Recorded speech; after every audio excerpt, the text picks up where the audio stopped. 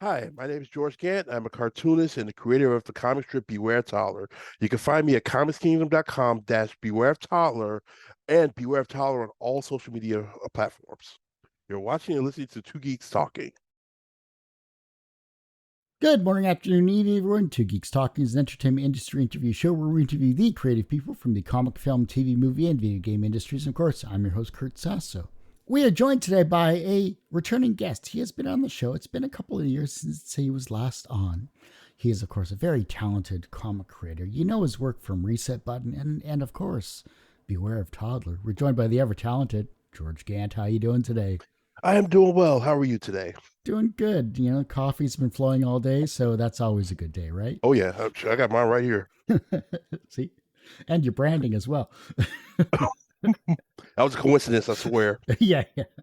You know, for those that never had a chance to watch the last interview, and shame on them, tell us who you are and what you're bringing to Two Geeks Talking today. My name is George Gant. I am a Chicago-based cartoonist, and I am creator of the comic strip Beware of Toddler. It's a comic strip about a stay-at-home dad basically trying to survive daily life with a 2-year-old. Obviously, it has no resemblance to real life whatsoever, I'm sure, right? Like, it's not like a write what you know. No, it's completely written with AI and Chat GBT and all of that. I've had no real world experience there. Of course, we're kidding. You're a wonderful father, and of course, a very creative person. And of course, dealing with children, I'm sure, is very rewarding in itself because they're behind you. So, Always. If you see me like look over there, they're nearby. since we last talked, you of course have been working on Beware of Toddler. You've had a great surge of popularity, and of course, you're making still amazing comics between the series itself. Plus, I love your pinups that you do when you bring the pop culture into your world, and I think that's just incredible. And it's so beautiful to see because I love the final versions that you've done. But a new thing has cropped up since we last talked, and that is being picked up by Comics Kingdom. You got to talk to us about that. Yes, yes. Beware Toddler is part of the King Features umbrella on Comics Kingdom. It'll be 2 years in June. Like I didn't go around pitching a comic. It's kind of weird. Is that I think they were looking to like expand their comics portfolio, and they reached out to me. Like I wasn't going to say no. I gladly accepted. This was right around the time of when the book came out. Mm. I said yes. June 2022. Beware Toddler was up on Comics Kingdom on their website, and then the following January, Beware Toddler got picked up by Papers, thus becoming an actual syndicated comic. Oh, congrats. Thank you. That's amazing. Which papers picked it up? I have no idea. I don't know. I'm afraid to ask. I'm afraid to ask. I don't think there are many because I haven't been able to find any. I haven't been able to track any down on my own. The newspaper industry is kind of in a strange place as it is with like comics and things like that. I don't know where my strip is, but I do know it's somewhere. It's out there, somewhere, sometime. Just like Frank Beckett from Quantum Leap. It's just somewhere in time there. Somewhere. I'll find it. Unlike Frank, I'm going to figure this thing out. Sorry, Sam Beckett. I should have said. Mm. It was bugging me. I was like, I knew Beckett was the last name, but the comics has evolved. You've evolved as a creative person. How have you improved yourself and your creativity with Be Aware of Toddler and your art style in these last couple of years? Well, with me, I don't feel like it's more like evolving as much as I feel like I'm like getting myself organized, like as a creator. I'm pretty sure I believe I mentioned this last time. I used to go about it by like just making the comics kind of like on the fly, like an improv thing, just like out of nowhere, and then I'll just draw everything in as I just make it up on the spot. Nice. You can't really do that with with newspaper comics. We have to produce them several weeks in advance. Mm. I think 5 weeks is like the minimum or something like that. There's more planning. I've got to think ahead now, not so much just write and draw what comes in my mind at that given moment, but let ideas, stew, let ideas fester. The art itself, I feel like back then, like back with the webcomic things, I never gave myself the time to really create a style Mm. because I made that first comic and then it became popular. So I didn't really have the time to do so. Over the last couple of years, like especially with the King thing, I really started like fleshing things out a bit more. With the art itself, I started relying less on like brushes that I like buy online, and I started creating my own. I figured out how to do that. Lately, like I started trying to figure out how to you know, incorporate the text, make sure the text is a part of the art, which I was doing, whenever I do like actual comics work and not my own comics, but now I'm trying to, even the text in my voice. So like a couple weeks ago, I was just playing around and I started like playing around with like creating my own fonts. Mm. So I mean, that's literally where I am right now. It's just I try to make up my own fonts. Everything else is just I just feel like the natural progression now that I've given myself the time to try to flesh out these characters and the scenarios in the world. And I've got way more like in mind, like so much more that I want to do. But everything else is just like what I feel like the natural progression of things should be, as well as the natural progression of my own abilities as an artist, because I'm like constantly at the table now, just creating these comics and really having to think about it, as opposed to I sketch this up and I just put it out there, 10 minutes after I drew it. The fact that you're actually now expanding into making your own brushes and making your own fonts, I think that's a great step in the right direction as a creative person, because I think a lot of times if you're working with a team, you have someone kind of doing that if you're the writer and not the artist. But the fact that you're doing everything at once, you're kind of having to streamline your process to make yourself more efficient, it sounds like. Yeah, you have to, because you've got to think about the deadlines. You've got to think about you don't want to sacrifice the quality of your work for deadlines, but at the same time, you've got to make them. With me, like with the fonts and the brushes and things like that. Well, I'm a computers guy at heart. Like even like beyond the cartooning, if I wasn't drawing cartoons, I'd be, doing something computer related. I built my computer myself. I build computers for fun. I enjoy things from the hardware and the software side. So figuring out how to do things and then doing them to me is as fun as the drawing itself. So, it's almost like a hobby. So I don't really mind it so much. It just happens to work out in my favor that way. The fact that you have to be aware of the deadlines and the fact that you're trying to flesh out your stories, are you going into more current events with the comics itself? Are you trying to plan out like the life of the characters and then current events kind of feed their way into it, or are you just trying to make it just a fun comic as a whole? Ultimately, I want to just make it a fun comic because my goal for the comic is to have, I want everyone to read the comic. I don't care if you're 6 or 60. I don't care what color you are. I don't care about any of that stuff. I want you to enjoy the comic. But at the same time, if there is a topic that comes up that resonates with me or is important to me or that I relate to, especially as a father of color, there's a stigma going around like that's gone around forever that we aren't good fathers or we're absent fathers, and that's completely not true. So if there's something for me to address that, I will. But ultimately, I just want to have fun. I want my readers to have fun. We've got enough going on in this world right now. Like, it's okay to take a few seconds out of the day and just, enjoy life, even if it's a stressful toddler. Other than that, I try to do things in like relation to holidays. Nothing crazy or nothing out there. I'm not going to get religious with anything because that's too much of a hot button issue for someone. Little nods here and there. Easter Bunny here. Easter Bunny's fine. Santa Claus is fine. Mm-hmm. WrestleMania is tomorrow. Mm-hmm. And without going to spoiler territory, my next comic is wrestling related. So just like things like that, that I'm cool with doing. Do you have a favorite for the main event there? Oh man, I for the main event at this point, like Cody can't lose. Like it would look so bad if Roman Reigns retained, but at the same time, like I love everything that's going on with the bloodline. So it's like Cody has to win, but I'd get it if Roman retained. It's where it's like you want the bloodline story to continue, but at the same time you feel like Cody's story is going on too long. Yeah. And like how do you get around that? It's the question.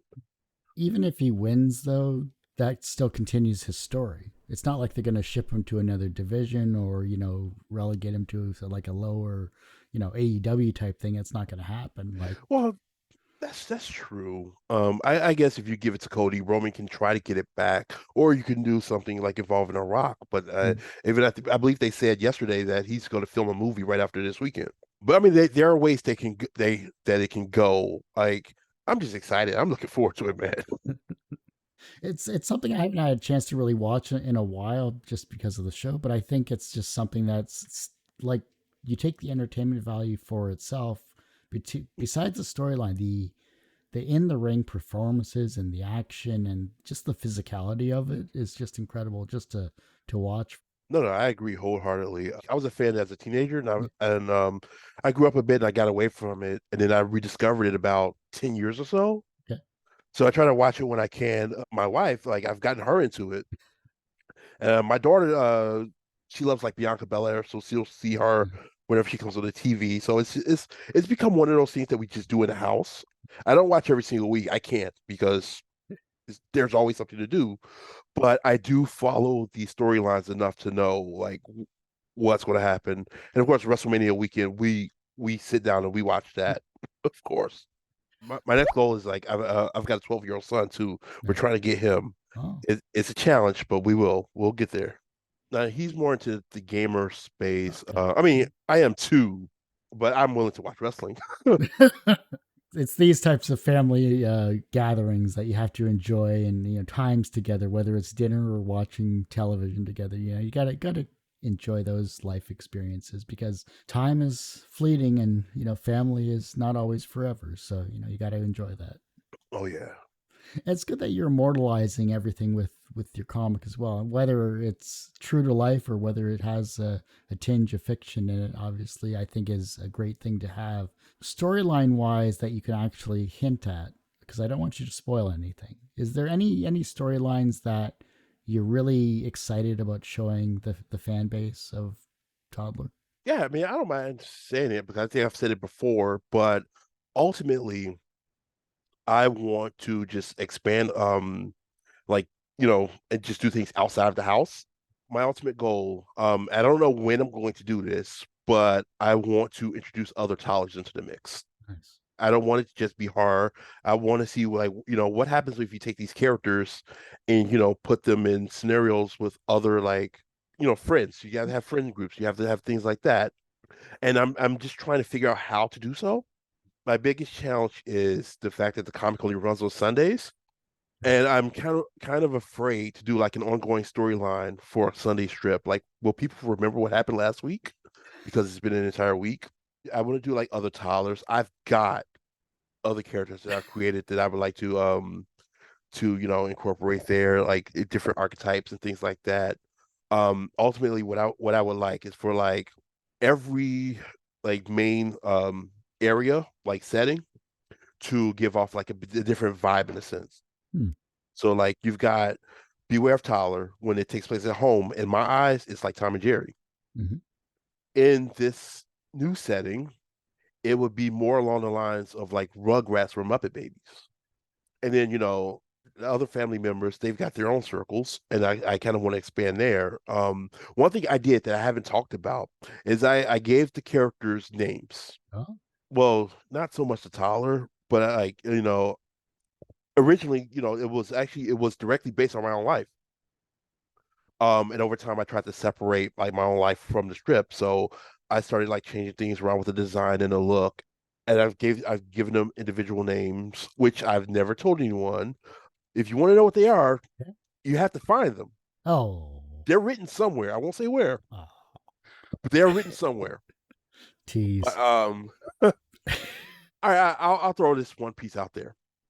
The family's last name is Glover. I'll actually send a prize to anyone who can guess why I chose that name. But yeah, so that's something I would like to do down the line. I'm just trying to figure out how to do so and how to make a compelling storyline that can be told across Sundays. Funny thing, and my best friend's last name is Glover.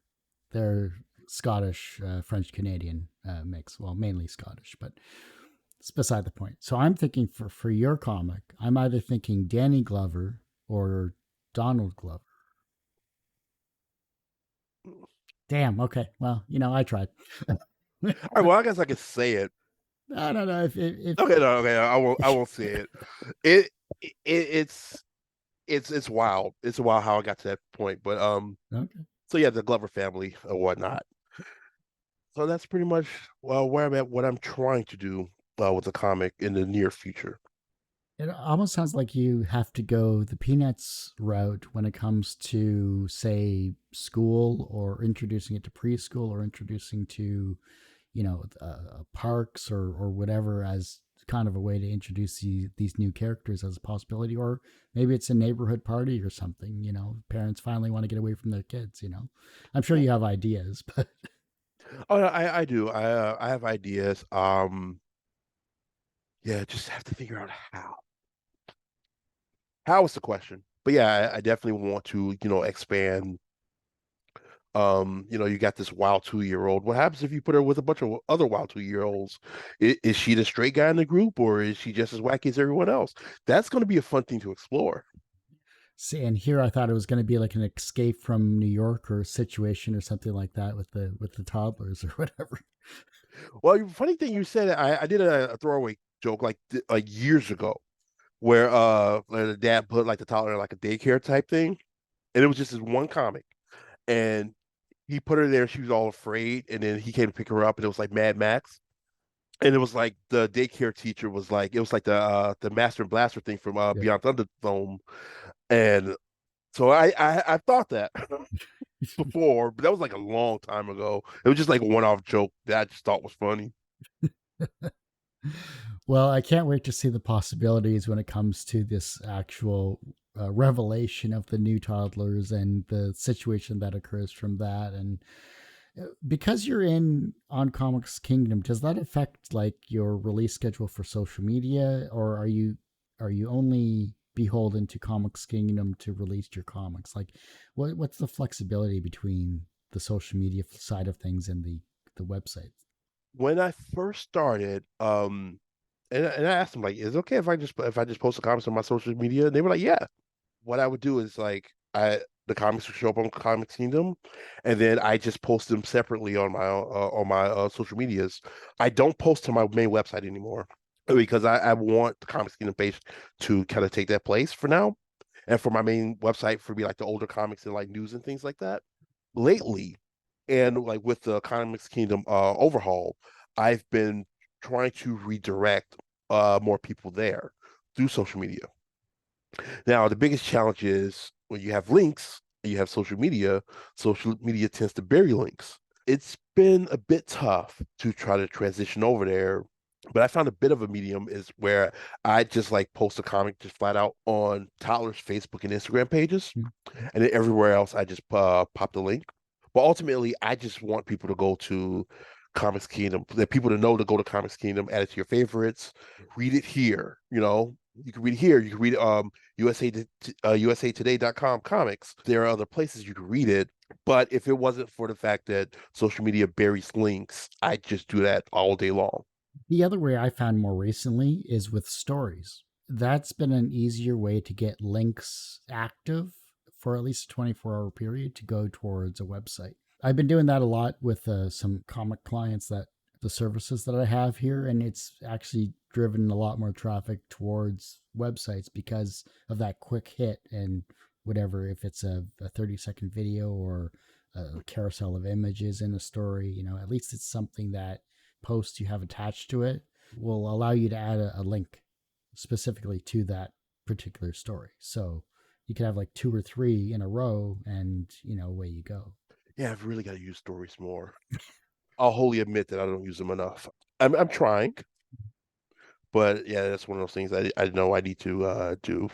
The one thing I want to bring up here, I know it's a little dated, but it'll work out in the long run here, is one of the reels you did post on your TikTok was about the Beware of Toddler animated series, which I thought that was cute, by the way, because that's how it sounded like in my head. So well done on that Thank you. audio respect there.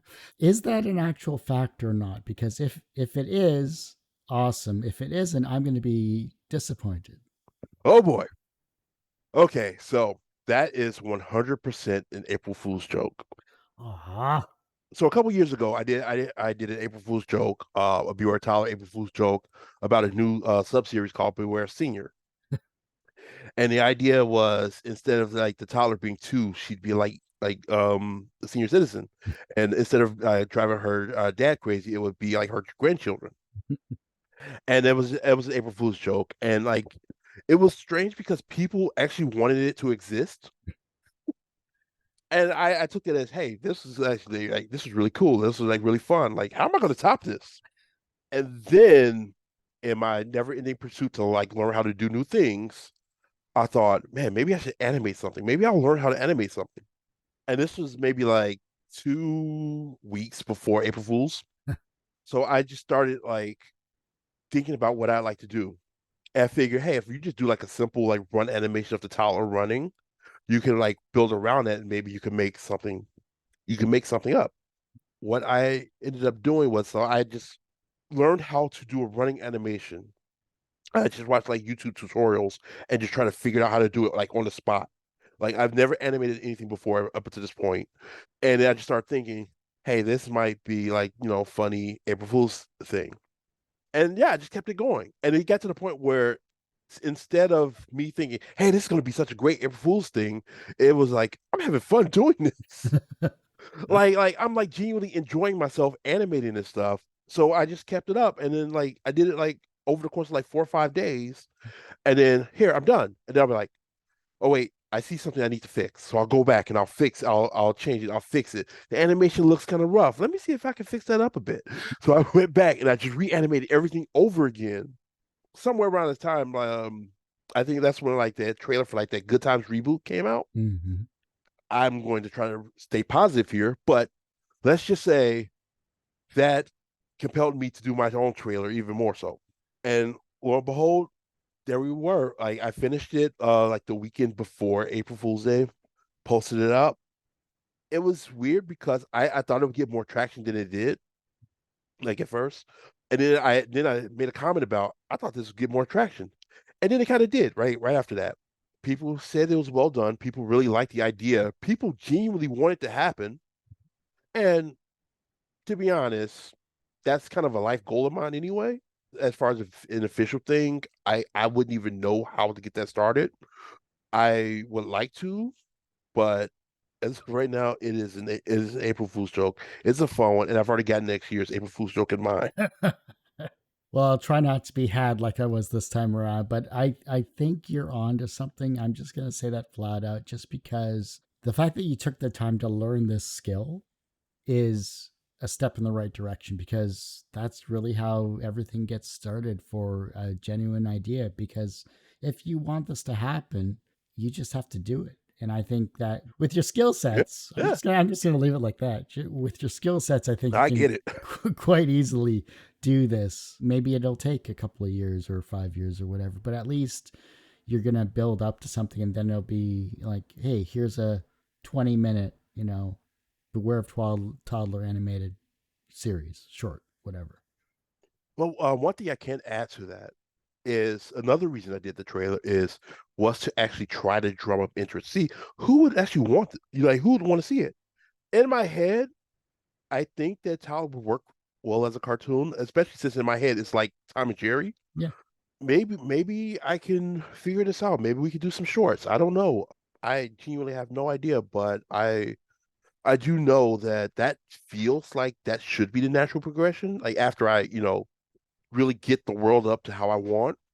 But yeah, it was so much fun doing that. I mean, I had to rely on YouTube tutorials, but just doing so and just trying to do so, like, was a genuine blast. nice. Like I'm over here, like I'm supposed to do like be working on deadlines and other projects. I'm like animating. I'm like I should be working right now. Well, technically, you are. You're still drawing the comic. It's just now moving faster than what a 2D image will do.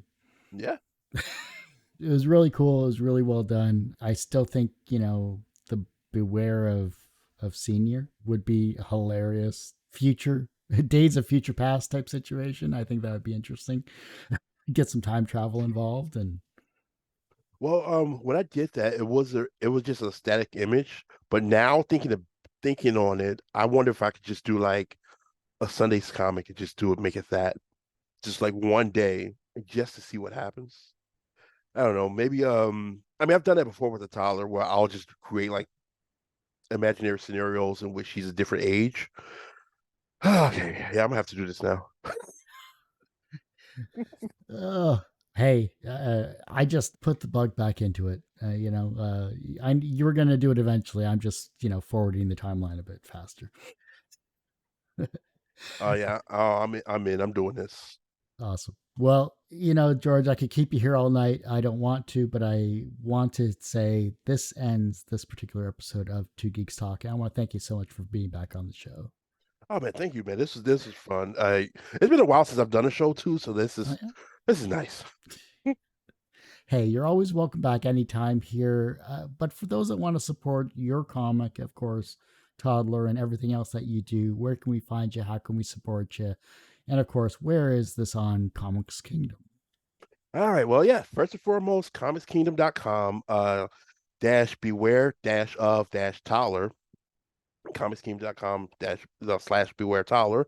You can also follow Beware of Toddler on Facebook, Instagram, YouTube, TikTok? TikTok while it exists, um, Twitter while it exists, X, whatever you want to call it.